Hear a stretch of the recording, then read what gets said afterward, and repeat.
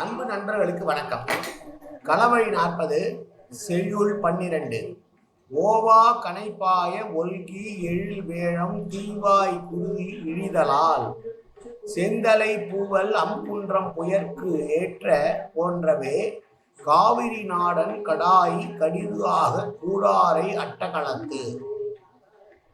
காவிரி பாய்ந்து வளமாக்கக்கூடிய தேசமான சோழதாசத்தினுடைய அரசன் பகைவர்களை தன்னுடைய யானை படை மூலம் வெல்லுகிற பொழுது எப்படி இருந்தது என்று சொல்றார்.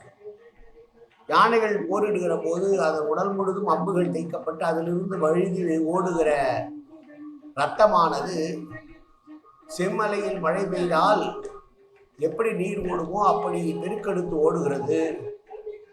யானைகள் உடல் முழுதும் இரத்தத்தால் சிவந்திருக்கிறது. யாருக்கும் அஞ்சாத அந்த யானைகள் உடல் சோர்ந்திருந்த போதிலும் கூட தன்னுடைய தலைவனின் கட்டளைக்கு ஏற்று எதிரி பகைவர்களை கொல்லுவதற்கு விரைந்து நோக்கி செல்கின்றன.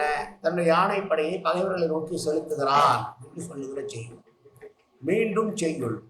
ஓவா கணைப்பாய ஒல்கி எழில்வேயம் தீவாய் குருதி இழிதலால் செந்தலை பூ அவள் பூவல் அம்குன்றம் புயற்கு ஏற்ற போன்றவே காவிரி நாடன் கடாய் கடிதாக கூடாரை அட்டகளத்து.